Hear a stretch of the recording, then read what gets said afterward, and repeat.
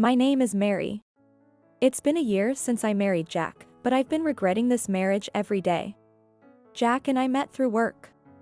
Back then, I was a career-driven woman, considering work my life, and romance was the last thing on my mind.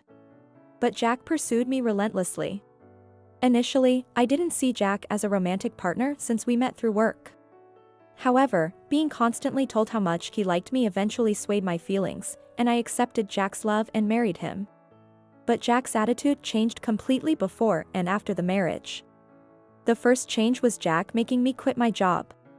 Before the wedding, he said, "You love your work, so you should keep working. I fell in love with you because you shine at work. Even after having children, you should continue." But after the marriage, he flipped, saying, "I don't want to come home to a dark house. I want my wife to wait at home and cook a warm dinner." Despite my insistence on continuing to work, daily arguments with Jack about quitting exhausted me, and I reluctantly became a housewife. There were other changes post-marriage. Jack frequently returned to his parents' home. While we dated, Jack lived alone in a not-so-organized bachelor's pad. I thought he was independent, but I realized post-marriage that I was wrong. Jack was a mama's boy. During our newlywed phase, as we argued daily about me working, Jack would end fights with, "Fine. I'll tell my mom," and storm out every night. At first, I was shocked by his childish behavior, but he indeed went to complain to his parents. After a while, my mother-in-law would call and scold me heavily. "How can you not listen when my Jack is pleading so much? Don't you feel sorry for him? You're married now, so you should pamper Jack in my place." I remember getting headaches from such unbelievable calls. I thought of divorce early in the marriage, but my pregnancy complicated things. Jack and his mother were overjoyed. Though happy about the baby, I knew this made divorce harder. I was raised in a single-parent home, and my mother has already passed away. I had no relations with other relatives, and I had no siblings, making me completely alone in the world. My mother loved and raised me well, but I'm well aware of the loneliness that comes with being in a single-parent family. Out of the belief that a child shouldn't be easily deprived of their father, I continued my marriage with Jack, who would often return to his mother's house under the pretense of visiting her. Although reluctant, I became a full-time housewife and spent my pregnancy resting at home. The doctor advised me to stay as calm as possible, so I asked Jack for help with household chores. However, Jack refused, saying, "Isn't that your job?" and didn't assist me. As I struggled with morning sickness, the house became a mess, which I had no energy to clean. During this time, Jack would say, "Since you are unwell, I'll go to my parents," and leave, probably to seek comfort there. But returning home from the hospital with my newborn son, I faced a shocking reality. "Wait, Kate?" Jack didn't come to the hospital, so I returned home by taxi and unexpectedly found Kate, a former colleague, in our house. Jack and his mother acted as if Kate's presence was normal, chatting with my son in my arms. Kate awkwardly avoided my gaze and said nothing. Confused, I asked Jack, "Why is Kate here?" He replied with a smile, "She's my affair partner. I fell for Kate at first sight. I plan to marry her, so Mary, leave the baby and get out. Thanks for the delivery."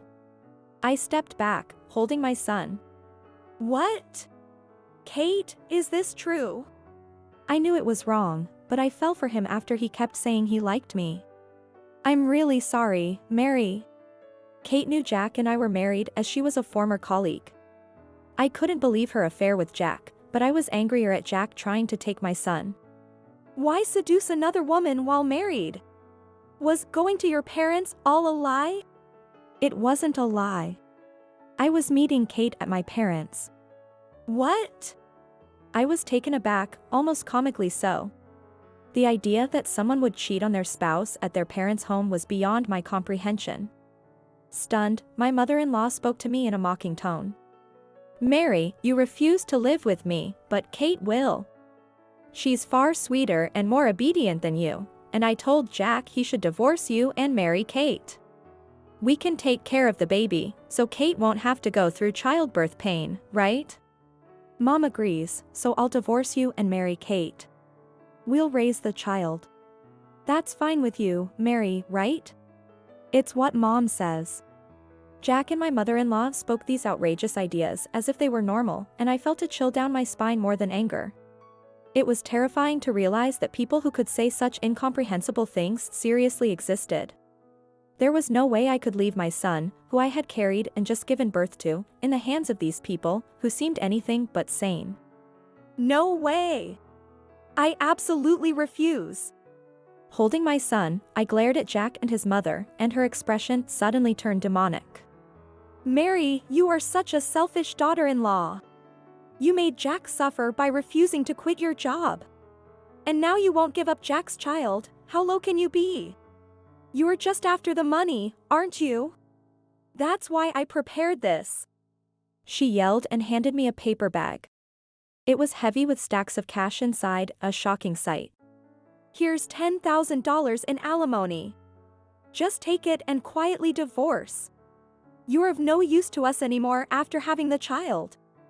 Thanks, Mom, you're the best. Seeing the casually stuffed $10,000, I felt foolish for having endured so much. I didn't want my son to feel the loneliness of a single-parent home, but he didn't need such a father or grandmother. They were nothing but harmful. I pushed back the money at them, gathered my valuables, and decided to leave the house with my son. I'll accept the alimony, but let's discuss it through lawyers for legal matters.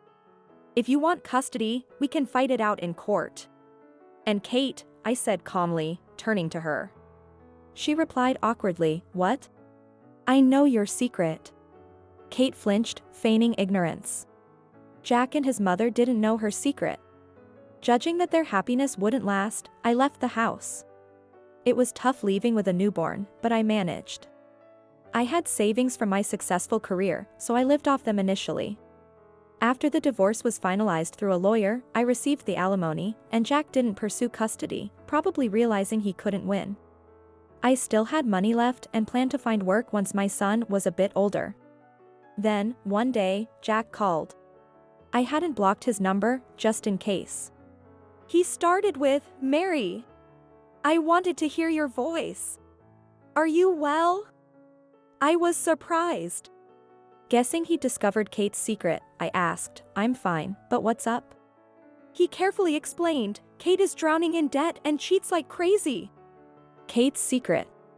It was her deeply flawed character, finding joy in drowning in debt and stealing other people's men. Back when we were colleagues, Kate often confessed, I can't help falling for men who are already taken. Once married to Jack, she probably lost interest, having obtained her prize. Kate, always stealing men, faced numerous alimony demands. Jack, tearfully ignorant of her debt, spoke over the phone, but I knew. That's why I knew their happiness wouldn't last. Now that I'm living with Kate, I realized how wonderful you were, Mary. I want to see our child. I remembered how much I loved you. Please come back. Absolutely not. You chose Kate, remember? Wanting to get back now is just selfish. Besides, I'm sick of dealing with a mama's boy like you. If you can divorce Kate, go live happily with your beloved mom. That's cruel, Mary. I'm telling Mom. The call ended abruptly, and he probably went to tattle to his mother. Laughing at his mama's boy antics, his mother soon called. Picking up, I found it amusing as she yelled at me. Why don't you appreciate Jack? If he is dumping Kate, just come back.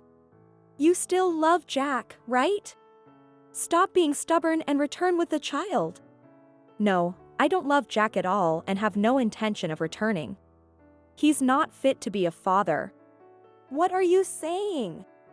That child is Jack's. The idea that blood relations alone make a parent and child is a fantasy. Jack is incapable of being a father. He's like a baby who hasn't even been weaned yet. When her cute son was insulted, my ex-mother-in-law was fuming over the phone, but I just left my smartphone aside, still on the call. For a while, I could hear her yelling, "Are you listening?" But she eventually gave up, and the call ended. Kate, good at acting, had kept the secret well, but after Jack and his mother realized their misconception about Kate being a good girl, they started contacting me frequently.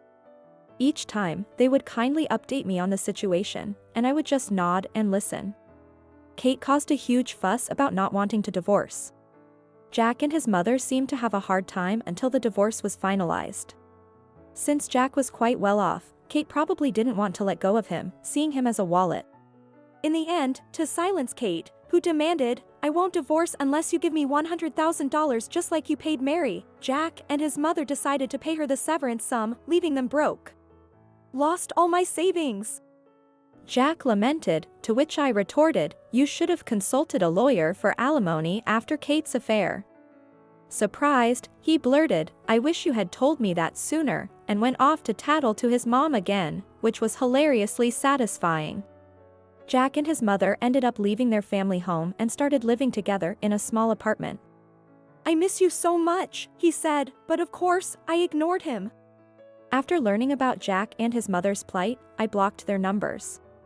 By then, my son had started daycare, and I returned to work.